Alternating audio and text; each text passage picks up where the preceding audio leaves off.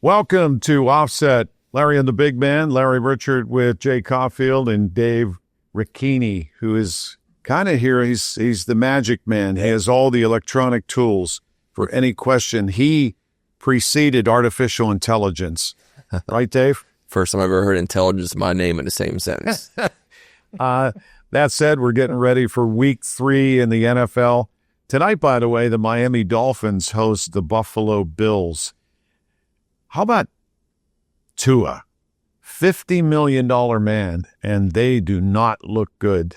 They're already 0-2, the Miami Dolphins, and they're going to be 0-3 after Josh Allen and the Bills visit Hard Rock. Right? Dysfunctional. Something doesn't seem right at all. But the coaching staff down, the respect, I'm not sure. Not being in a locker room, you can't tell, but sometimes you can tell by players' actions or reactions to things.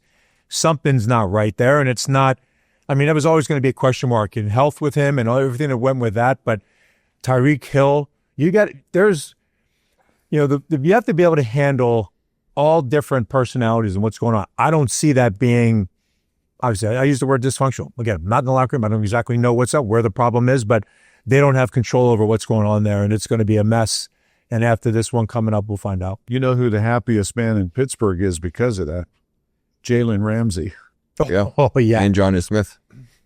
Who both have been impact players for the Steelers, and we'll certainly get to that. You know, I was just going to say one thing about, as a player, when you're playing a game and you've only got so many years to play a game and make money and beat whatever you're doing. And it's every sport, right? You know you've got a window of opportunity, like 30-some years old, and you're done. You can be done. You don't want them wasted on a team that doesn't have the right atmosphere, whatever, everything that goes on when players come to Pittsburgh, and now certainly we know that needs to turn around, but when they come to Pittsburgh, there's an air about it. There's something about it, right? So you go to winning franchises or teams that have done that in the past, and the Dolphins have. That seems completely out of sorts right now, but it's good for them to get away from it because, again, when you only have so many years to play the game, you want to be at where you're in a position to win something and be on top of the game. They just don't seem that way, but they've got their out. And you mentioned, Dave, the two players, great for them. I was thinking about that because every game means so much in the NFL. It's not like baseball where you got time to catch up. It's a marathon, right? Yeah. In the NFL, it's kind of a sprint because those games mean so much. And you guys know how much time and effort is put into everything they're doing, every little nuance, and you can't take a play off. You got 60 minutes. Everything matters. We saw that last week with the Steelers. You take one play off on that special teams gaff, boom. That kind of did them in, even though you hate to blame it on one play because there were other contributors. But it's so important. Yet we'll see what happens. I think the Dolphins may go 0-6 at least, but we'll see after tonight. You know, another thing, Dave's been around this too because of producing all the hockey shows over the years.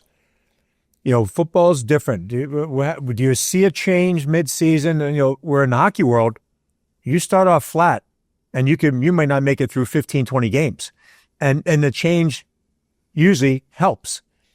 I don't know what you can do in that world, but if they go down that path of a record just so bad, then they're going to have to do something. It does not happen that much in the game of football. Entering the season, McDaniels was the odds-on favorite to be the first coach fired. Yeah, so yeah, we'll see.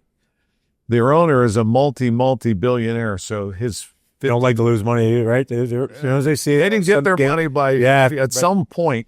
Right. That said, what were some of the highlights from week 2 in the NFL, Dave?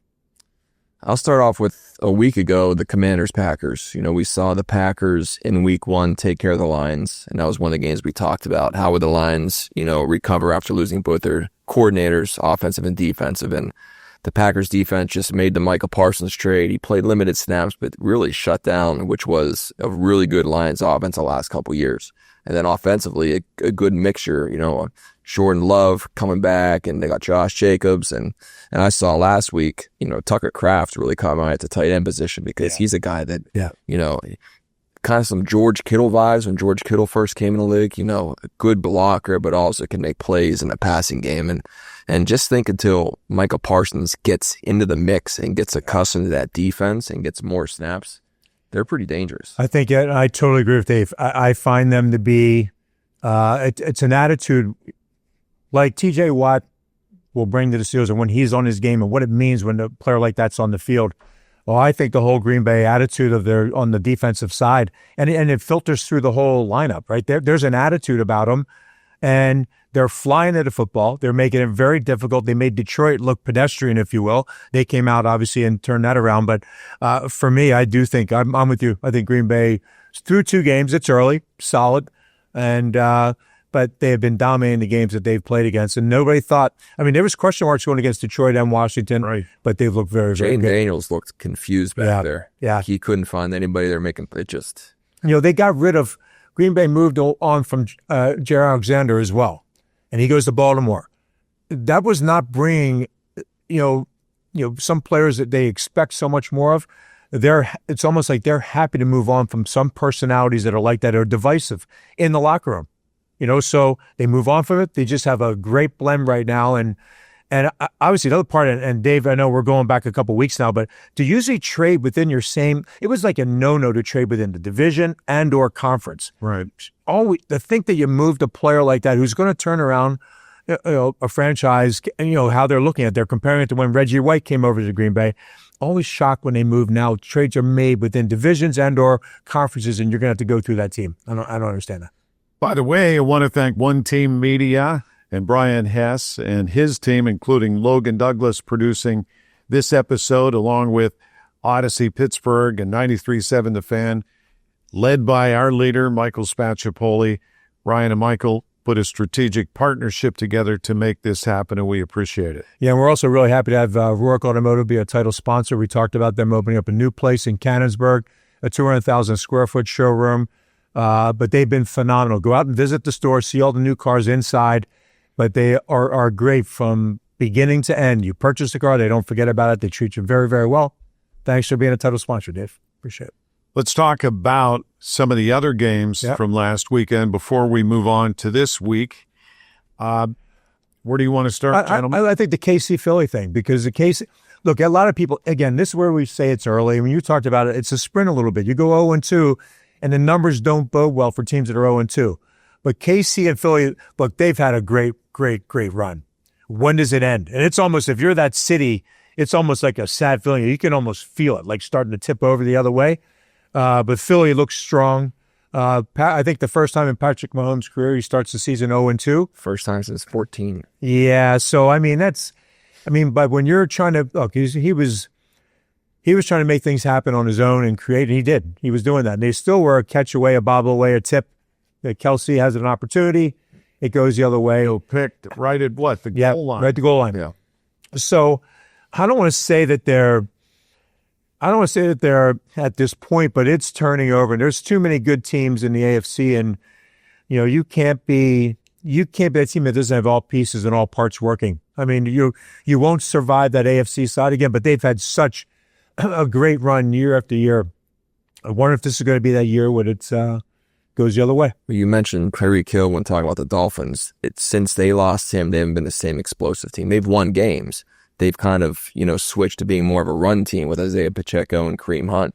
But now this year, no Rashee Rice. Xavier Worthy gets hurt in week 1, like the first series of the game. Yep. And look at Mahomes. He's got 445 yards passing, 123 yards rushing for Mahomes. He's doing it with his legs to keep them in it. And that's not going to be sustainable. And the schedule gets tougher. You look at, they have the Giants coming up this week, but then they still have the Ravens, Jags, Lions, Raiders, Commanders, Bills, Broncos. Next 7 games after that. Yeah. They better get together soon. That said, I think it's the Swift factor. Travis is so emotionally. She snuck into the game on Sunday. She was in a suite. That whole thing may be silly to a lot of people, but it has brought new fans to the league who otherwise wouldn't be watching. The one thing about it too, Larry, it's kind of how you brought it up is very. I can't wait to hear Jay talk about Taylor Swift. Good. No. It's not going to be good. Love story. It's very good. Jay, very good. Very funny.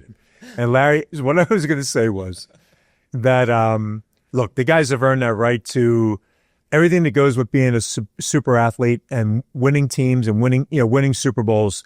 And then with that comes a lot of distractions. With that comes other opportunities and commercials and this and that and your own podcast and this and that.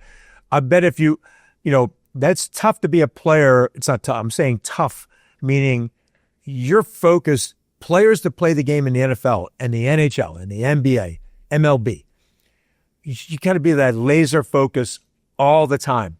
And when you're getting pulled in different directions and you got this going on and that going on, that's what people will point at. They'll go, well, Mahomes and Kelsey, well, they were doing commercials before and they still won, but now it's getting a little bit away. And Taylor Swift, yeah, big part of it, Dave.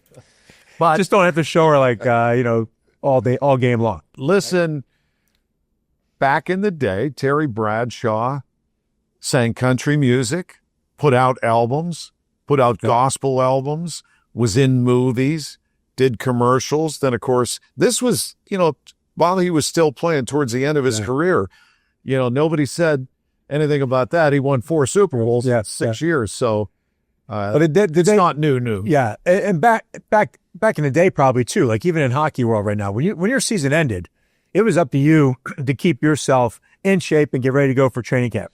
You didn't have mini camps. You didn't have all this stuff. Now they've got camps. You got to report. You don't report. All these things that go on.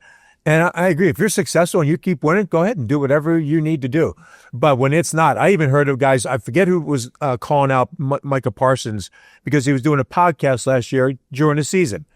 And I'm like, that's what starts to happen when things go sideways, right? They're going to start picking at things. Bottom line is they've earned the ability, the right, with being the superstar that they are. If people want to be doing other stuff and they're getting called to do it, as long as it's just, you can't let it disrupt the team, your preparation, and be ready to go. That's what can't happen. And if it slips, then that's the first thing people will point at.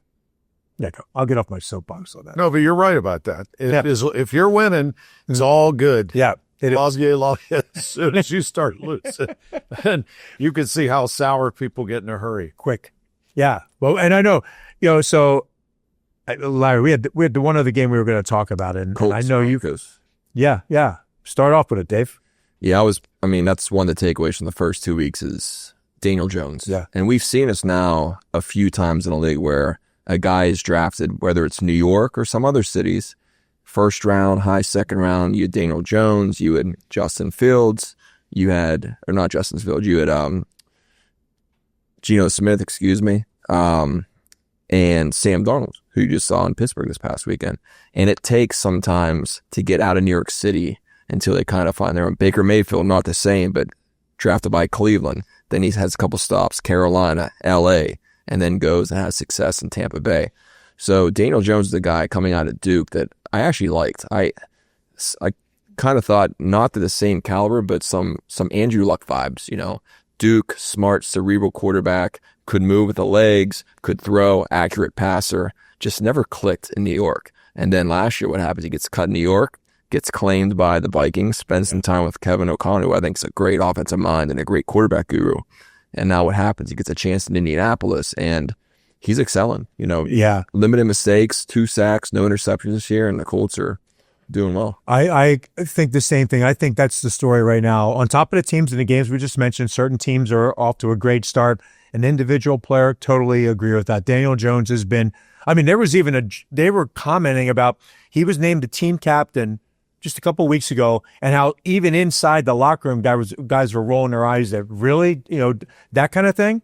Well, he's quieted all that and been just an outstanding leader and right off the bat. I also think when you go to New York, and if you're a quarterback, you're that pick, and you come from Duke, right? It's not like that's the Duke basketball program. You alluded to that a little bit before. There's something about that. I'm not knocking the Division I football out of there.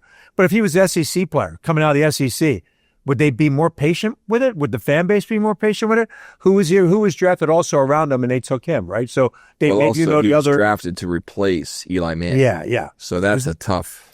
And I think to fill. I think so. Any little thing that the guy did wrong, people jumped all over on that. So, Larry, you again, Dan Marino, your relationship, brother-in-law, what that means, what it's like. You've lived and watched one of the best ever play the game, but you also know the ups and downs that go with it, and how do you handle it? I think in New York, it can be a lightning rod. To me, I imagine what it's like playing hockey if you're in Montreal. Oh, yeah. When we had your buddy Lyle Odeline on, who spent time in Montreal on a Stanley Cup there, the intensity of the media coverage there. I mean, it's pretty strong here in Pittsburgh for the Steelers, but if you're playing football in New York for either team, man, it's all day, all night. Yeah. And that was before social media. Yeah. Now he gets a chance to step out.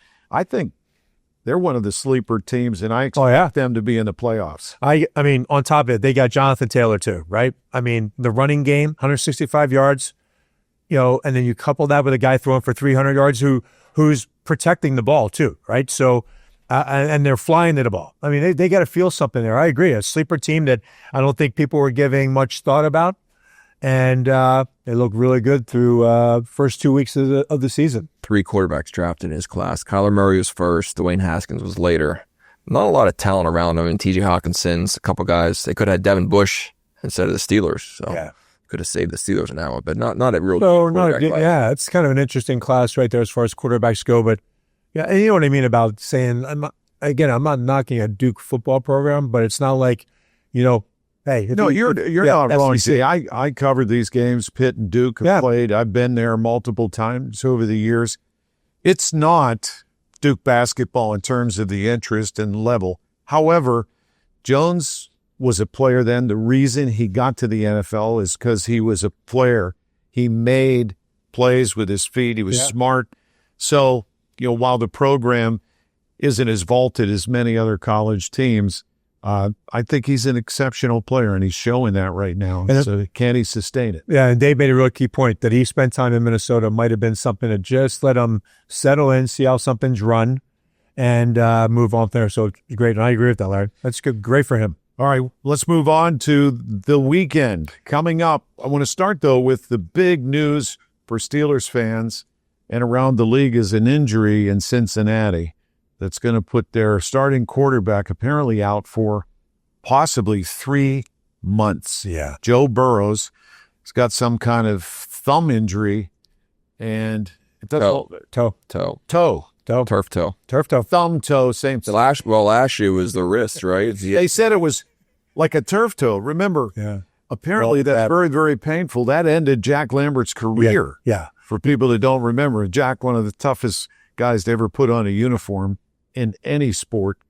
He could not continue his career. So I'm not even sure what surgery they would have done back then. I mean, to think the surgery, now you're so vulnerable. Everything. Every time he gets tackled, every time he gets pulled down, you think about how vulnerable, because it goes to the joint, the big ball, in your foot. So to me, I think that's brutal for them. I mean, if you're a Cincinnati Bengal fan, and for us, we're like, great, we're Steeler country. So, but you don't want to see, there's an elite quarterback that's now in trouble. I don't even know what's up with Cincinnati anyway.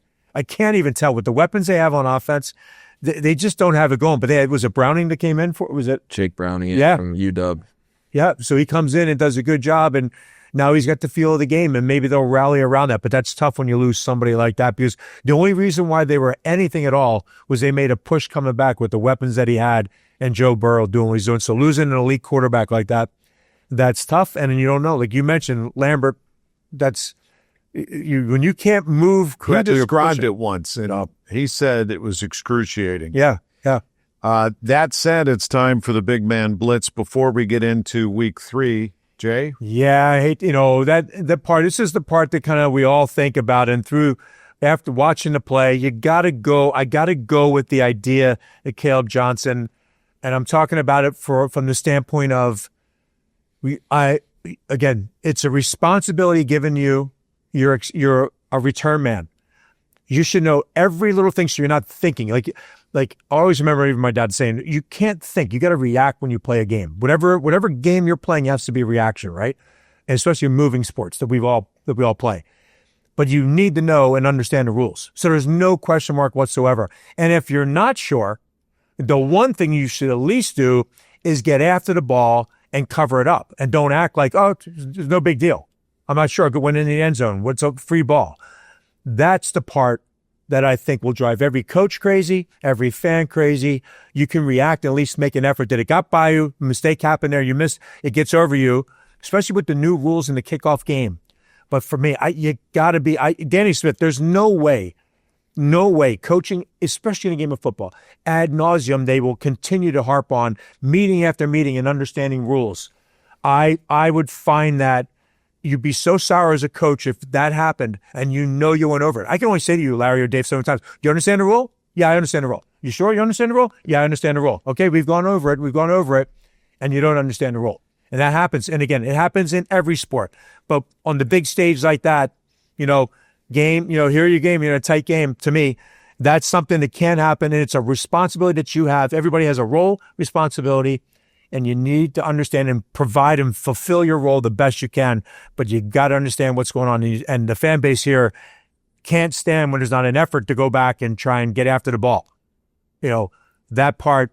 Peppers was the one guy chasing it down. I think it was Gainwell. I think I saw 14 and the camera. I thought Peppers was part of it. Yeah, I don't know who. So maybe Gainwell. So whoever went back out after it, they understand it, and he needs to understand. And again, I know Larry, you think rookie mistake that can happen, but that's the only passable. No, there is no excuse. But the fact that he is a rookie in his second game and not a seasoned veteran would have been even worse. But it is what it is.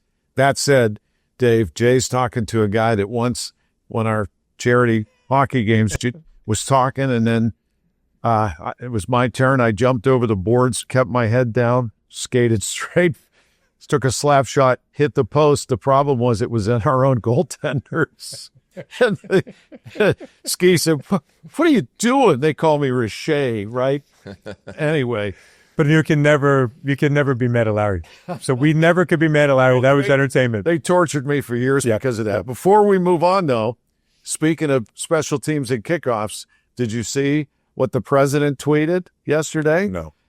The NFL has to get rid of that ridiculous-looking new kickoff rule. How can they make such a big and sweeping change so easily and quickly? It's at least as dangerous as the normal kickoff. It looks like hell. The ball is moving. The players are not. The exact opposite of what football is. Sissy football is bad for America and bad for the NFL. Okay, so I guess this. So initially the move was about, if you heard it was about safety. The head-on-head collisions. Yeah. So I think some of the hits have been bigger. I'm agreeing with what he's saying. College football still has the normal kickoff. Right. So if you're more worried about, wouldn't you adjust it at the college level too if it's really that? I'm not a big fan. I'm not a fan of it either, but I thought there's been some, look, the one thing about a longer run, because I know I was on special teams too, like when I was in college. So if you're a wedge buster, you're running down, there's more room, there's spacing, there's this. When you're tight and you're coming down, there's not a lot of lanes. You're not going to get, there shouldn't be that many openings. So I find that some of the hits have been bigger than some big ones we're seeing. But of course, I will say, if you're running 40 yards at a full sprint and another guy's coming at you from 20 to 30 and you're hitting, that's a big time hit. But I'm seeing big hits right now as well. I'm not a fan of it either. Then now you give away the idea you have to announce you're doing an onside kick. I'm not a fan of it. I don't like it. And if they were that worried about it, they would have done it at the college level. High school, whatever. What are we doing in high school? Same, right? You would assume would do that first. You'd be more worried about the kid who's 16, 18 years old. To me, it's a bit, I'm not a fan. I agree with the tweet. I agree with it. I don't like it the way it plays itself out. There's a lot of people saying that. Yeah. I just don't like it. If I went on the street today and asked people, well, what happens if the ball goes into the end zone? Where's the ball placed? I don't know, 20, 25. No, it's the 35-yard line. If they catch it within certain, people don't know the rules. Talking about not knowing the rules, not giving the rookie a pass completely, but the average fan doesn't know how that's supposed to work. Okay, so I'm gonna go down that path too. Again, we talked about rules and not knowing rules. How about the Chicago Bears? Was the Bears game, right? All you had to do is kick it deep. The Vikings game, yeah. The Vikings game. Bears Vikings. Okay, so he kicks off. He would have been better off just kicking it out of bounds. Yeah. But they don't. They made a mistake. It was 2:03 on the clock. They only had one timeout left, so they're trying to not use up that time. Use up the two-minute warning and a timeout. Yeah, and you could see O'Connell from the sideline waving his guy on to bring out the. It was kind of good. He didn't care where he went. Yeah, just get across a 2-minute warning and then fall down. But so yeah, Larry, that tweet's pretty good. I kind of like that. But I do believe if you were really a safety conscious, if it was about safety, then why did every other league from college, high school, Pop Warner. I mean, these kids are running, it should have been across the board if you're doing it. I'm not a fan. I think if you polled special teams coaches and head coaches overall in the league, vast majority would be like, we got to change this back to what it used to be, because it's just. And again, I'm going to my last thing. I agree with you. I think the one thing now you have to now you've taken out the guesswork on am I kicking deep or am I doing an onside kick? Now it's all announced. Okay, everybody lines up in the normal position. I think it's a bad move by the NFL too. All right, let's look at the Lions and Ravens. This is a good matchup coming off a great weekend for both teams. Steeler fans should be rooting for Detroit, obviously. Dave, how do you see it? Well, last week, I like Dan Campbell. He came out and said, we're going to win this game. We have to, which is bold to say in week 2 of the NFL season. And then he went out and scored 50 points. And you saw the Lions offense return 5 touchdowns for Goff. The running game was there. This is going to be an explosive game on Monday night because you have the Ravens. Think about the Ravens. They put up 41 against the Browns, and Derrick Henry had under 25 yards rushing. Yes. So there's going to be you expect a lot of fireworks. That's why I'm excited to watch that game on Monday night. Yeah, I'm kind of confused by that too. I didn't see the game, so I can't really. But looking at the stats, I was interested in seeing the line, his rush line, when the talk about him being easy to be brought down, right? And to have only 11 rushes, I think it was 11 rushes for 20 some yards. I mean, I didn't get that, but I'm looking forward to that game too. Should be great. And I'm rooting for the Lions for all the obvious reasons, right? Because the Steelers will need some help maybe down the road, and with Burrows out in Cincinnati for a while, you hope you can make up ground. Yeah. Cleveland, keep losing. That said, how about the Eagles' next opponent? Yeah. They looked like a Super Bowl championship team against Kansas City last week. Yeah. Matthew Stafford has a way of, I think that as a whole, they've been able to, you move on from Aaron Donald and you think their D's going to go, not be as aggressive, not be as good. And one of the greatest defensive linemen to play a game, right? Aaron Donald. You move on from that, and they still put together a team that gets to the ball, aggressive, get after the quarterback. So I like the Rams and Eagles. The Eagles are going to be, they got their hands full, but they're so, with Saquon Barkley, and it's fun to watch what a guy does. Would I want to be a receiver for the Eagles right now? If you're A.J. Brown, how long do you give him before he loses his mind? Hurts has 253 yards passing this year. Yeah. That's for 2 games. Total. Yeah, and they have A.J. Brown. They have Devontae Smith, Dallas Goedert. That's the thing. They're 2-0. They need to get the passing game going. They can't just, Barkley, he held up all year last year. Can he do it again this year? Can he take that, that pounding? But they need to get the passing game going. Yeah, that's the thing. But I think between the Rams and the Eagles, I think it's it'd be a great atmosphere, a great game. But there's something about Matthew Stafford, though. He just kind of delivers, whether he's banged up a lot. McVay, too. He's a top 5 coach in my mind. Yeah. Yep. So another great game that we get to look forward to. And especially, just being able to flip around. It's the one thing about this with the Steelers when we're watching the Steelers now. Everybody's looking forward to seeing this. You really look forward to sitting down and watching Aaron Rodgers quarterback a team. You're not looking to flip. You want to see what they're doing. I think it brings an element, but it's great to see other games like this on the board, on the docket, if you will. Eagles at home, tough, but the Rams could give them a run. Yeah, I want to see what the line's going to be. I'm looking forward to it. I didn't see the early line, but we'll figure that out. All right, Steelers go on the road to New England. Mike Vrabel, the new head coach here. It was, for people that don't remember, Mike Vrabel was a linebacker for the Pittsburgh Steelers, and a good one. Yep. And then he was a great one for New England, won a bunch of Super Bowls as a player, spent time in the league. I think he's an excellent head coach choice to try to turn this thing around for them. And it's going to be tough for the Steelers, who've always had, of course, it's not Tom Brady, right? Belichick's crew, but it'll be interesting to see how the Steelers respond. What happened against the Seahawks, and then being on the road in New England. Rams 3.5, by the way. 3.5 week. Vrabel has coached against the Steelers 3 times, 0-3. So I'm sure that's on his mind. All 3 times with the Tennessee team. So I'm sure he's looking to get that first win against the team that drafted him. The Patriots, and another young quarterback. kind of similar to Justin Fields, young, can scramble. He's got some wheels. And I think he's got a better arm too. Now the weapons in New England, maybe not as great. They signed Stephon Diggs, the veteran receiver. Got a couple of the young receivers there too. But again, like I said prior to the Seahawks game, I think they're going to come out and try to establish a running game. Ramondre Stevenson is the veteran up there. They drafted Travion Henderson from Ohio State. Hasn't seen a lot of action thus far this season, but I expect that to change. And defensively, they've invested in their defense this year. Milton Williams, the guy they got from the Eagles, has had a great start, 3.5 sacks. They brought over Harold Landry, a rush guy from the Titans. Robert Spillane, I know you guys remember him, former Steeler. He had that great season last year in Vegas, 3-year, $33 million deal with the Patriots, so he's there as well. They've 1-1, I think, the defense, but that defensive line is good. If the Steelers don't shore up their offensive line, is going to give them fits.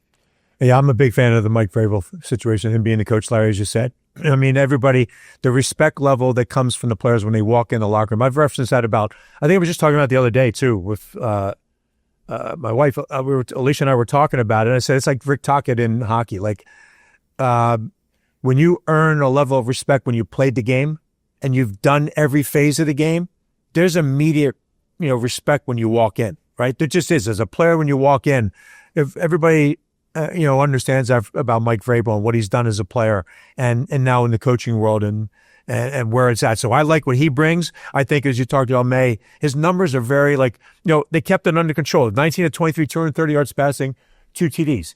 But the Stevenson, the running back, was like how Warren was utilized. You got to watch him out of the backfield. Yeah. He had 88 receiving yards. To me, that's the part. They're not lighting it up on the ground, like running the ball, but it's the little plays, probably a little safety valve for May, that he knows he has a running back that can catch it out of the backfield and make something happen. I felt that's what, and you made a point earlier on Tuesday about what Warren brings out of the backfield. You're a weapon like that. And they know they can check it down to you and have something great happen or make something out of nothing. I think that's what they got to watch about it too. And I do think to Dave's point, Steelers don't shore anything up front and you get manhandled in the trenches, it's trouble. No matter who you play. It'd be nice to see them shut down a team running the football. So we'll see how it goes in New England and how they respond. A lot of injury question marks going into the weekend. All right, before we check out this episode, we got a hockey notes. You want a prediction for this week? Oh, yeah, that too. Go ahead. Well, I'll say one thing I want to see offensively for the Steelers this week coming up. On Sunday against Seattle, 5 catches by the wide receivers. 3 came on that final drive for Rodgers. So the first however many minutes of the game, only 2 catches, both by DK Metcalf. Have to, whether it's keeping tight ends in the block, have to get the wide receivers more involved against the Patriots. With that said, I think they do. I'm going 20-16 Steelers. Well, I made a pick last week and got railroaded. I was watching a game flip back and forth, and I think, Larry, if you had to call it, I might have said 24-10 Steelers, never expecting it to go the way that it did. I agree with Dave about the protection part of it for me. The routes can't even develop to find somebody deep because he's hopping. He has to get out of it right away. And at the same time, he wasn't making some of the throws that he made the week before, but you got to give him time. And if that doesn't right, but I'm going to say you can only. I mentioned going in a film room or film session, what it's like this week for the players when you go in after a loss or plays certain things that aren't good. They're going to look and click over it, replay what was good or bad. And when it's bad, they got to hammer home the idea that they're not coming out ready to play and they're getting beat at the point of attack. So I think they are going to right the ship. I think it's going to be a battle. I think it's going to be tough. But I do think Aaron Rodgers, you could see the little fire in him this past week. Like you can see him directing and what's happening. Guys aren't getting here. But I think I'm going to go with the Steelers on this one. I'm going to go 27. I'm not far from it. 27-14 Steelers. All right, Jay. You go with New England, Dave, 20-6. No, Steelers, 20-16. No, I was trying to get you to flip. I actually wrote down New England, but I did flip. I like Jay's Super Bowl pick. I just flipped on the spot. I told you. My Super Bowl pick flipped because I watched Hard Knocks. I didn't like the way it came across, so I made my flip. You're right. Jay likes the Colts and the Eagles. No, I've only flipped. You're allowed to flip once. So Before the Dave, season starts. 2016 Steelers. Yes. Jay, 27-14. I think the Steelers rebound 21-17. Ooh, reverse time. Black and gold wins in New England. What's the line, Dave? I think it was 1.5. Yeah, that's close. Okay, but damn, half point every time. Finally, 1.5, yep.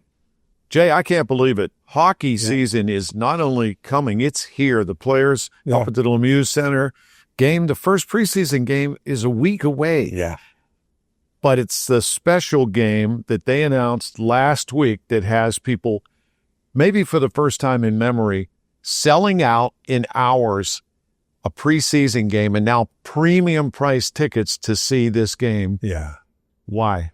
Marc-Andre Fleury. You're right, Dave. I mean, to me, he's probably one of the most beloved athletes to come through Pittsburgh. And there's been so many great ones. There's something about him, though, as a player, how he was, how he treated, even when it was things were up and down for a little while, how he handled the press, how he handled the fan base, and what he did after he left here and went on and continued to be one of the best, one of the most. First of all, his athleticism, the acrobatic that it is, how he plays the game, the love of the game. People feel that and they find that. So it's all about Marc-Andre Fleury. They're going to see them all play together again. I'm sure in that lineup you'll see everybody. You'll see Malkin, you'll see Crosby, you'll see Letang, all those guys be together. They'll all want to be there. Yeah, they are going to want to be there. And I think if you're Columbus, you're lucky to be having that preseason game. What a great thing for the players to come in here and face him.